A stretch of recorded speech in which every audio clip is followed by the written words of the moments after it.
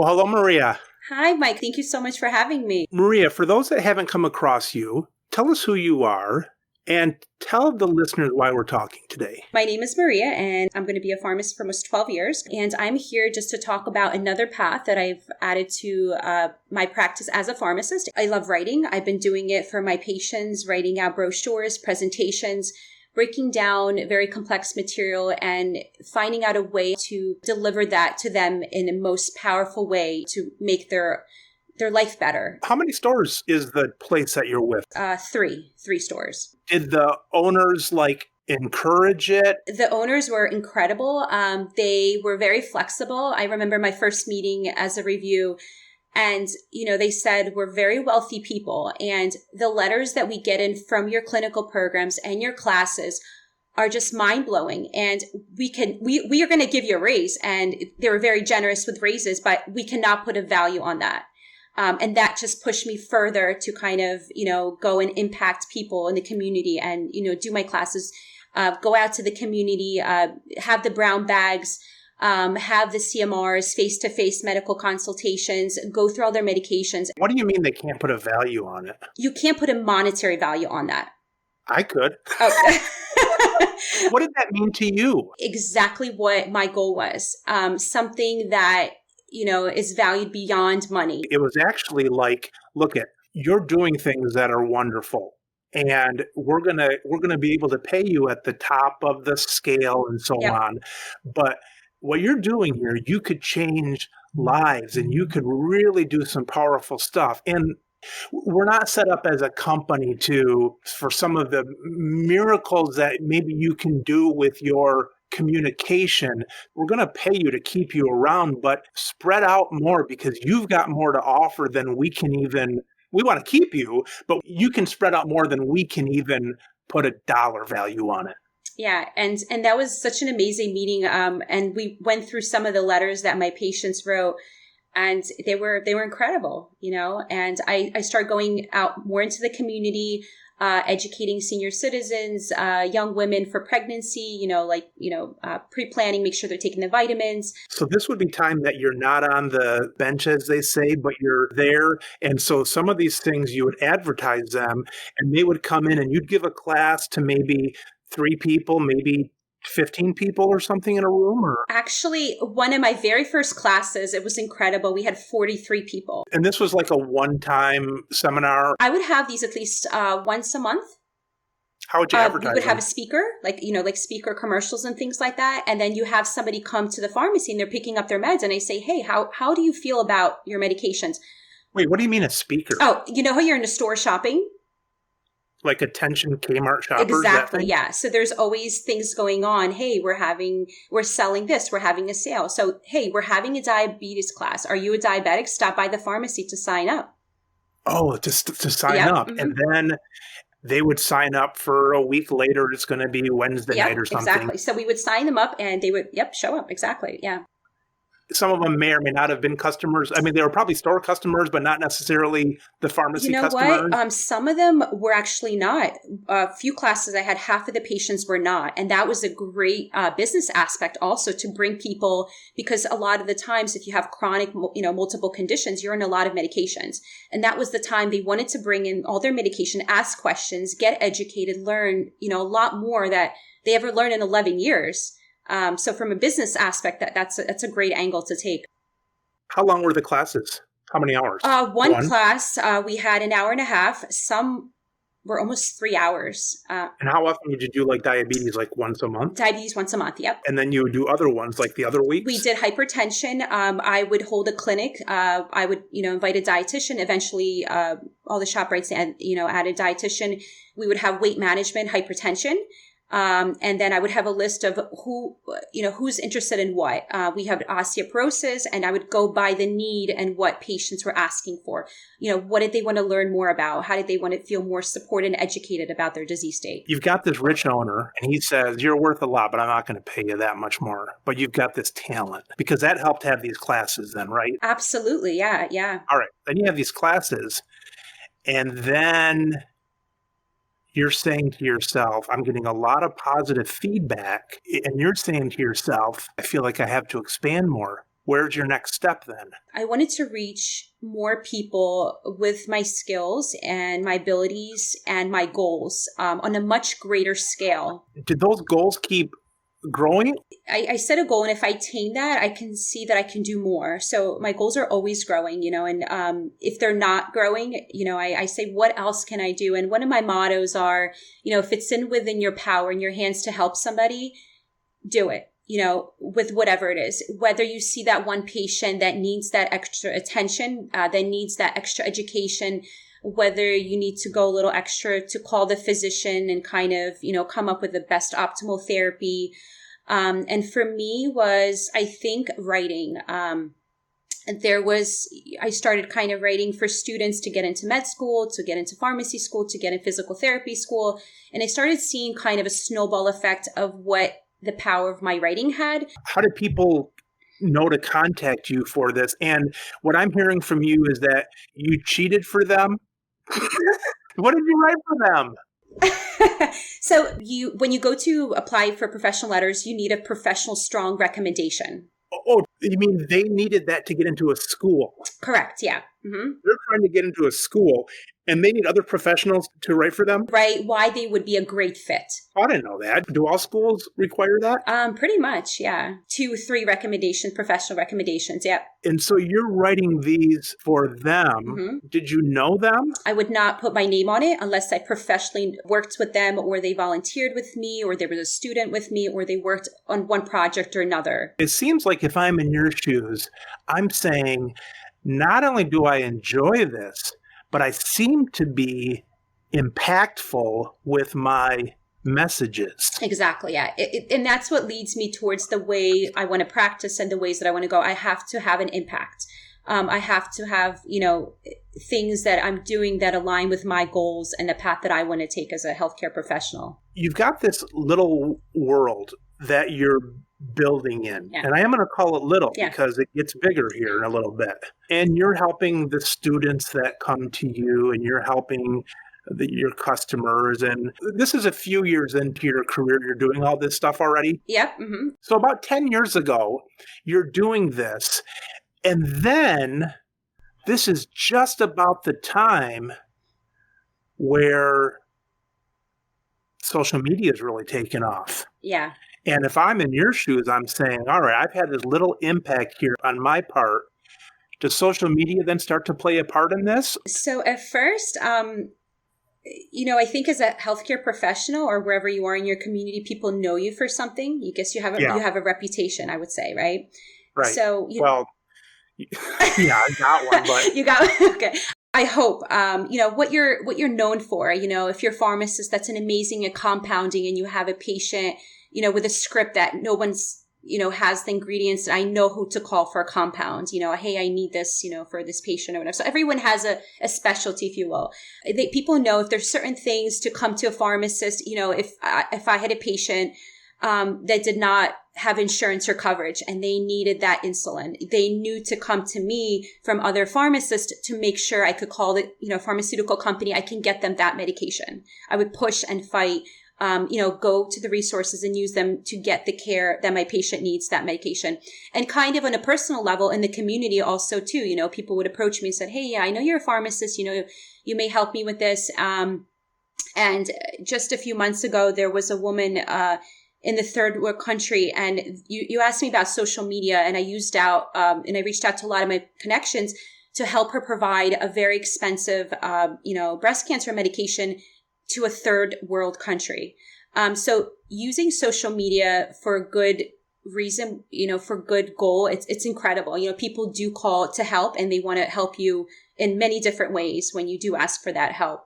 And this one project, somebody called and said, it was a big outreach meeting, and I met a woman and her daughter, basically they escaped their country because, she was kidnapped many times to get married. This is at one of your store attention Kmart shoppers meeting? No, this is a kind of, it was a community outreach dinner. Just to be helpful. Yeah. Not really a pharmacy thing. No, not at all. Yeah. So this is the personal. Yeah. And they said, and she told me this incredible story. Her daughter, she was kidnapped and they escaped their country. for a better life, because one of the last few instances, they were afraid, that the daughter would lose her life. And she was, held in a detention center. And I thought about it. Like I couldn't sleep about it. I kept thinking about it as a mother myself and, being very protective of my children. And I said, what can I do as a pharmacist? How can I leverage my position, my knowledge, my skills, my writing abilities? What can I do? And I just started calling. I started calling my friends that are lawyers. I started calling the law firm that were representing her, this 18-year-old girl. And I finally got a hold of this one lawyer, and this was on New Year's Eve. And, I said, hey, I want to write a letter. And she said, well, I'm going away on the plane. And she said, you have 28 minutes. And out of all the amazing letters that I ever wrote in my entire life, this was one of the best. So I have 20 minutes to write this letter to submit to her lawyer that's representing her before she gets on this plane to submit to a judge. And I write this letter and I submit it. I said, this is I'm not a lawyer. This is not my specialty. What can I do? And I did my best. I wrote that letter. And it was pretty amazing. About 2 days later, I got a phone call from the mom and her lawyer that the girl was released. And I said, wow, this goes, I took the stand as a healthcare professional, on all the angles that we're trained and what we can do for, to help somebody. Yeah. And a few weeks later, she was roommates at the detention center with another young girl. And she said, I don't want to ask you more, but could you help me too? And I said, of course, how can I not? And I started calling, I started trying to get a hold of her lawyer, and her lawyer was an amazing lawyer. She's a Columbia trained law school lawyer. And she said, I know you're a pharmacist. I know this, this happened, but I don't know if this is going to work for this case. Yeah. And I said, I want to try. So I wrote this letter, based on the health issue she was having. Again, I took my stand, the value of a pharmacist. I'm like, what if the judge that's reading loves their pharmacist? What if, their family members, the pharmacist, they have to respect our value as a pharmacist, healthcare professional, take the stand. And I did. And her husband were actually one case. So if I was successful in writing this letter and attaining the goal of setting them free, and their story was incredible because he was a firefighter in a different country. And he was actually an award-winning firefighter. And here we love our firemen. Every day they go to work and, they sacrifice their lives to serve us, to keep us safe. And I said, how can I not help him? So about 9 days later, I get a phone call from the lawyer, which she doubted she said, you can try, but she doubted. Yeah. And the girl and her husband, and they were both, released. Wow. It was amazing. Like I have no feelings to describe, where, it was just kind of hit me with a ton of bricks. What if pharmacists can do?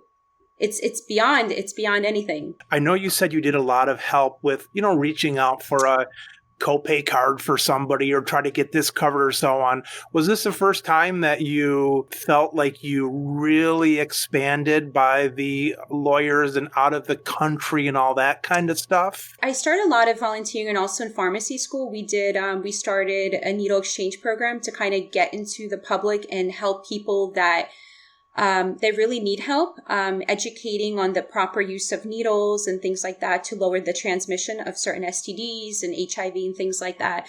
I held a lot of clinics for Rite Aid as a student, just volunteering and doing things. And as I got more into the pharmacy and learning and seeing the aspect and the impact we can make, I just kind of started doing more. So not as a first time, but on this level, this was the first time. So every day on this level to see the great impact, what we can possibly do. And this was out of my scope. I do not have a law degree. Yeah. I have a PharmD, so this was very different. And I try to use with the degree I have, with the experience I have, with my stand in the community and with my experience, to take a different stand, especially without that law degree. It's kind of scary. Can I do something like that? This. So I know pharmacy regulations, but I don't know immigration, regulations. You're an immigrant. I am actually. Yeah, I am. From where? From Ukraine. So I came when I was 7.5, 1992. Does that play a part of any of these things I'm hearing about helping people? It seems to me that somewhere along the line, you picked up almost a mandate. You're going to be larger than yourself, larger than your job. Where does that come from? Because some days my goal is to try not to have too many bowls of butter pecan ice cream. That's my goal. And it's a good goal, because if you have too much, you're not going to be there for your family. You're going to have heart disease and all that. But it's simple. And it seems like you come from an expansive vision. Where is that from? That's a good question. As immigrants, you start with nothing, and just that goal, that drive to succeed, to make everything that you've been through worth it, everything that your parents went through and sacrificed for you to make worth it. So you saw your parents doing this. My mom has always been doing this, like ever since we came to the country. Ever since she was in college, just helping people on any aspect. But they struggled a bit being immigrants compared to somebody who wasn't, and you picked up on that. Oh, absolutely. I saw that. Absolutely. Yeah. And any immigrant that's listening to this I bet can relate instantly. What was tough for them? Back there, they had the highest education. My dad was an engineer, 5-6 year degree. My mom was an economist. They were both big bosses working for the government. In Ukraine. They had amazing jobs, very educated, very influential. They had amazing projects and jobs. And you come here, you don't know the language, and you're starting from scratch. Does your degree carry over? Their degree did not carry over, no, unfortunately. Why not? Because of different credentialing and stuff? Different credentials, and the language. If you don't know the language, how can you practice your degree? And people might look at them and think they're dumb. Absolutely. Right? Yeah. And I saw that. I still see it sometimes when I was at the store. If somebody doesn't speak perfect English, they say, "Oh, I don't understand you." And somebody in front of the line. Condescendingly. Exactly. Yeah, exactly. So your mom and dad come over, they have these degrees, and they drop down to trying to do their best to rise back up. Exactly. Yeah. And kind of give us the chance. And why did they come over? We came here as refugees. We had that status, and it was getting really bad. Communist country. Yeah.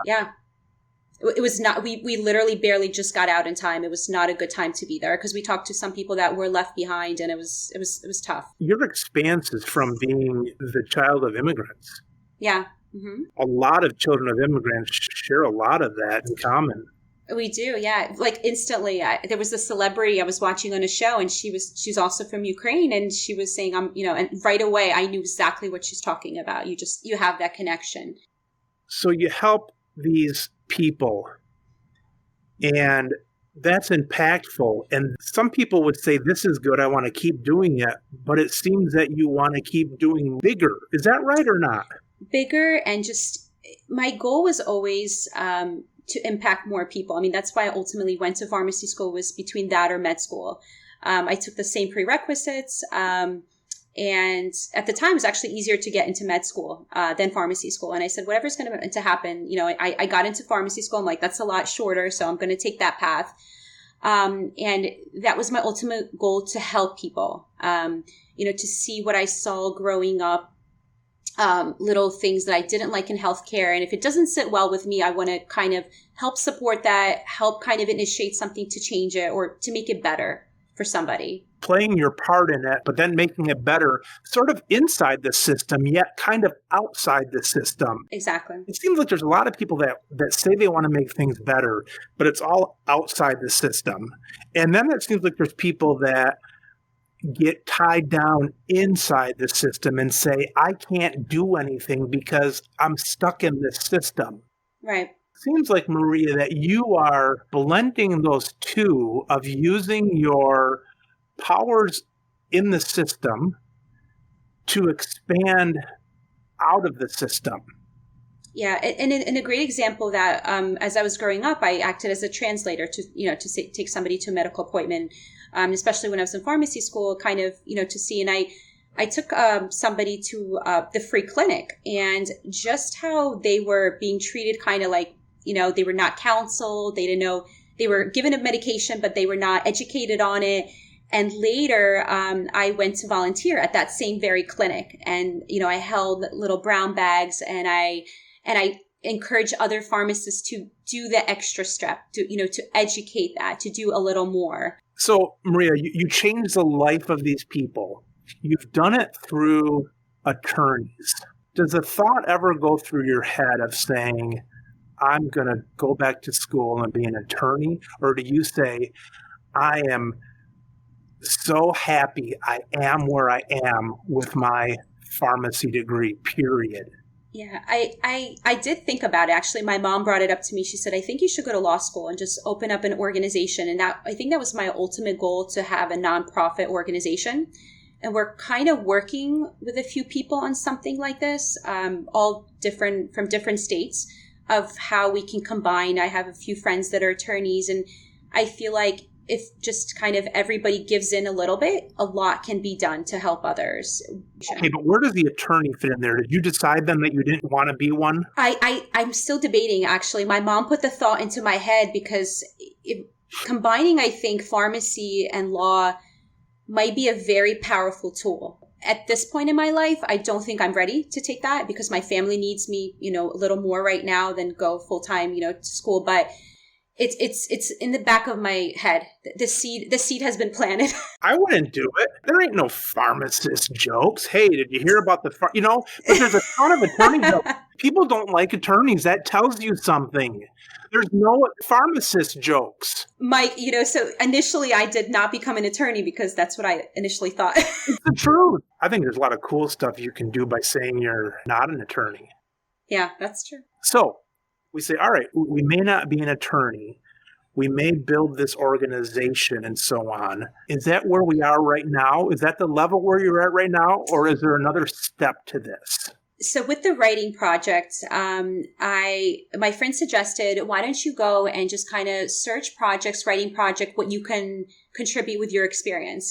Is there something that I miss about a writing project? There's websites pretty much you can apply to and for projects, whether it's a telehealth project, whether it's a medical device, protocol, whether it's a chronic management protocol, whether it's mental health website, which was one of my first few projects. What do you mean project? What does that mean? When I say project, it's something not just you do it, kind of just write something for it. You build up on it. You contribute your content. You contribute your professional experience. You contribute professional education to that, I would say, project, and help it grow. You're not paid for this? You are, actually. Oh, you are? Yep, you are, yeah. I was going to say this was something like Audacity or Wikipedia or something like this, where you're just it's kind of like a group or whatever, but you are getting paid for that. Yeah. So my initial goal was not to get paid for it. Just pick up things where I can contribute my writing, where I can contribute my experience to have an impact. Right. And when I applied for the first few projects and having the interviews and having the conversation with, I would say, my clients now, you are getting paid for it. And, it's been pretty amazing. Yeah. And these companies could be profit or nonprofit, but they're trying to build up a web presence, and then you're adding content to this. So this one would be a nonprofit right now. Another one I worked on, I can't say the name yet until everything's, signed up, but it's a virtual telehealth website. So it's like an urgent care website. Like you dial and you see a physician. Yeah.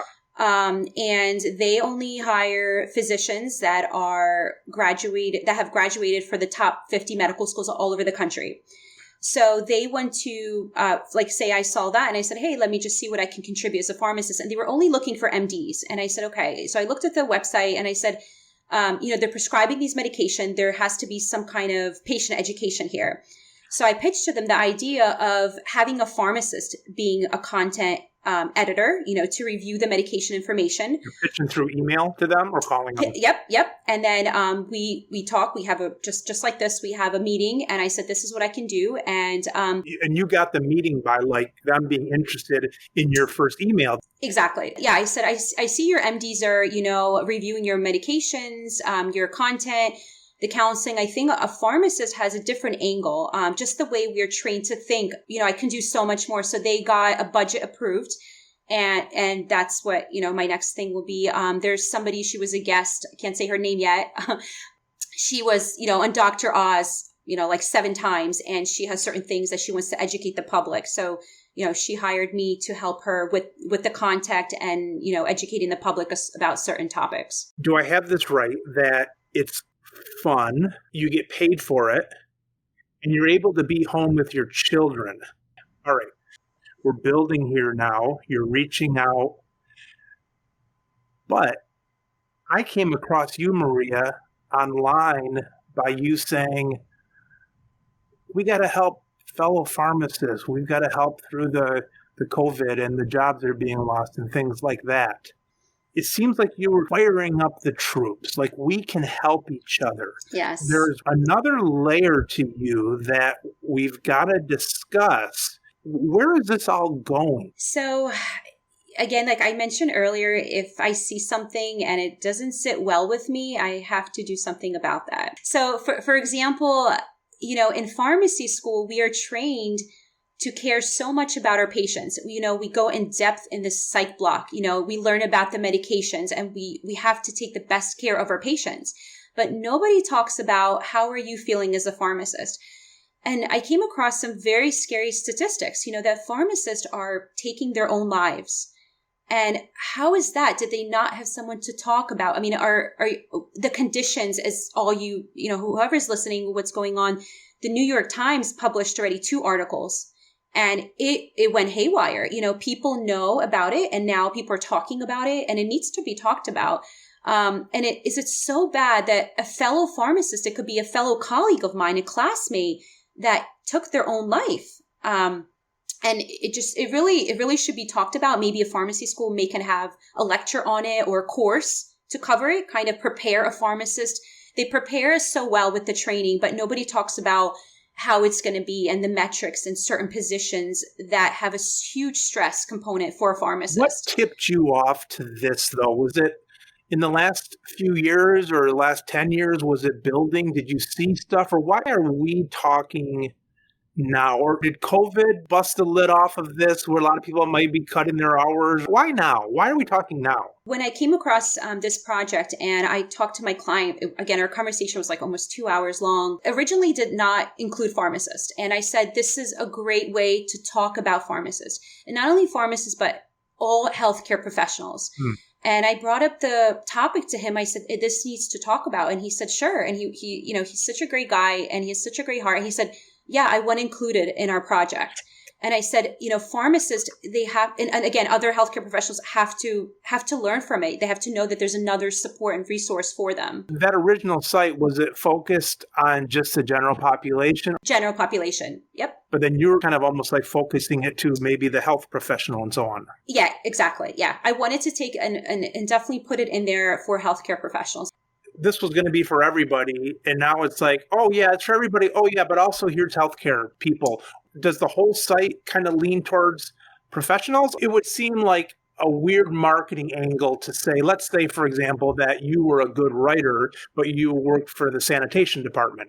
And we said, here's this website for mental health, and here's this section for sanitation department workers. It seems like an odd subset. How does that work on the site? Yeah. So basically it was set for everybody. And our goal is to get the site in front of as many people as possible that are experiencing some symptoms. And I think at this point, it's really relevant to everybody, healthcare professionals, and everybody in the general public.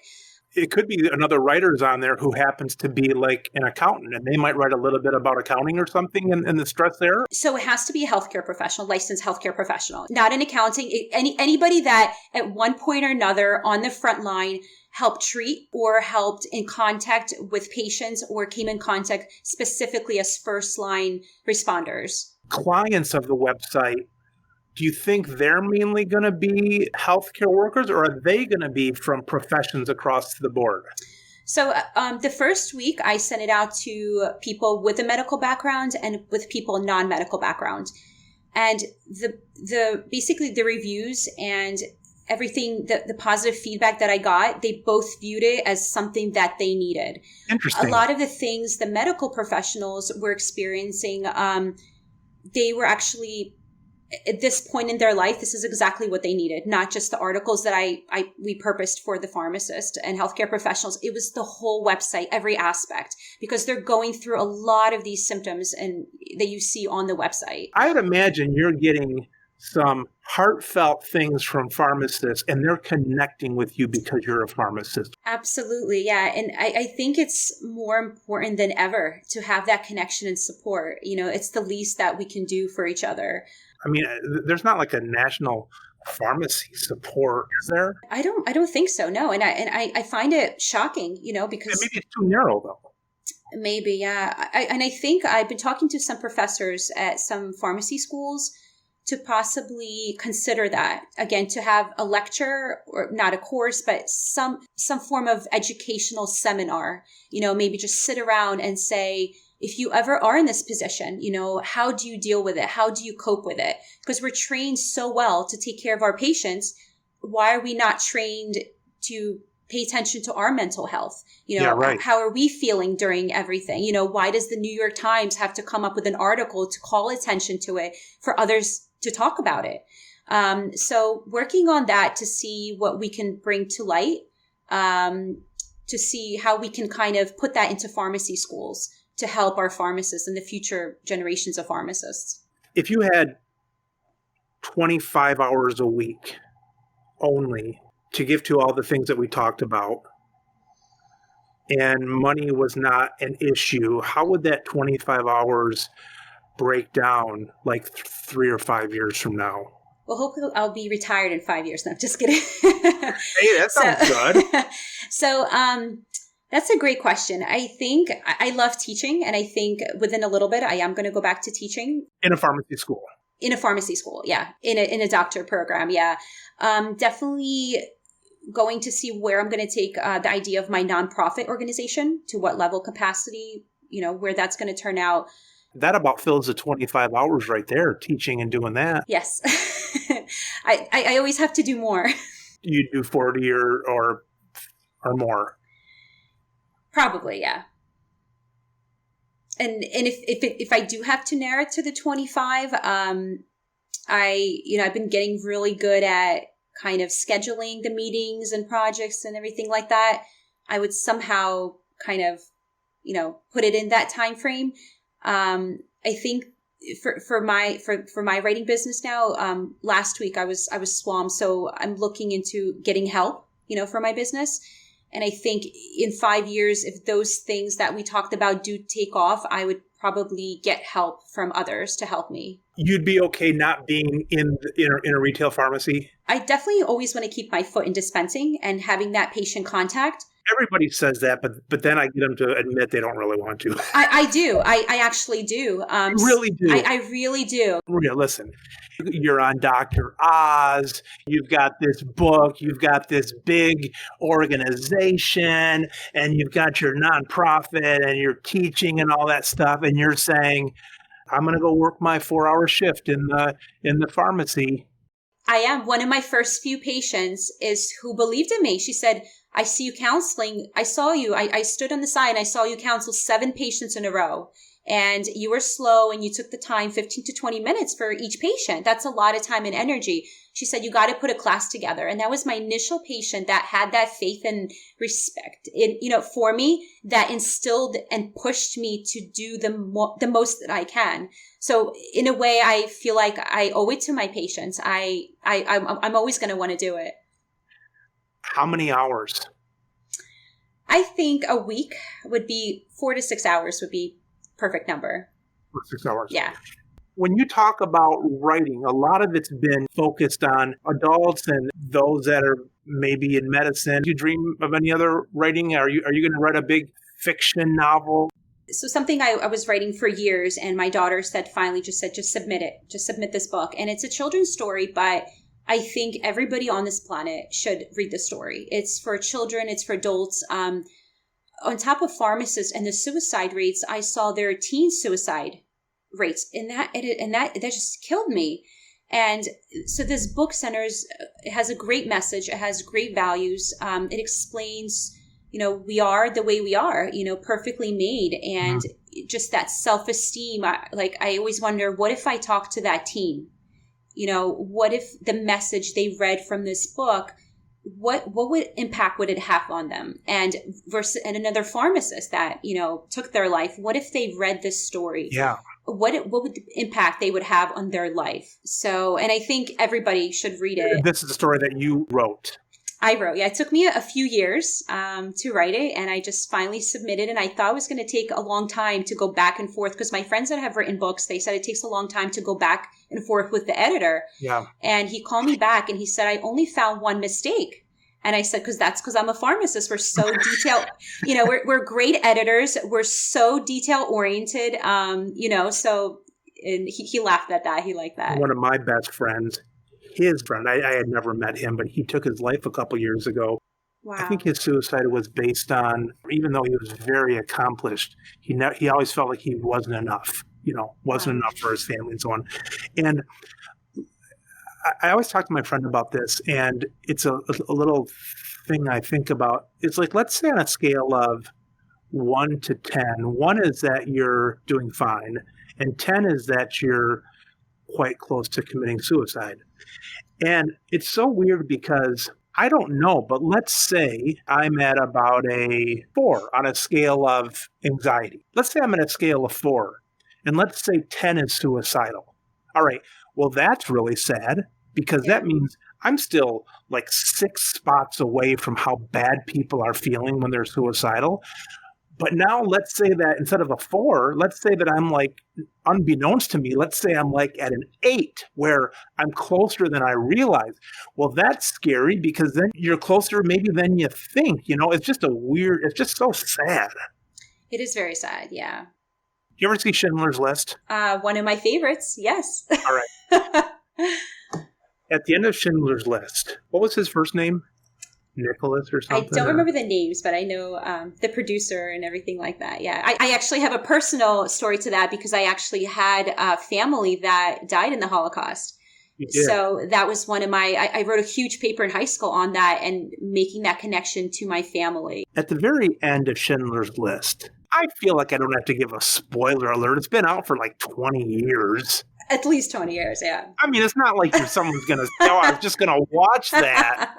All right, but here comes a spoiler. Oscar Schindler, that was his name. That's right, okay. At the very end, Oscar has saved all of these people. Spoiler alert, he saved all these people by putting them to work in his factory and all kinds of things. And at the end, he felt so bad. He said, I wish I could have saved more. Here he saved all these people, and he wished he could have saved more. And the audience was saying, no, don't feel that way, because you did so much. But in himself, he was saying, I wish I could have done more. I could see you in that scene. Where instead of Oscar, I'm looking at Maria, and you've done a lot, but there may not be a finish line. And I'm not saying that's bad that you don't know where the finish line is, but did you feel like you're in that position sometimes? All the time. You do? Yeah. Last night I talked to somebody. I had a long conversation about something, and they reached out to me from another state, and all night I was thinking about it.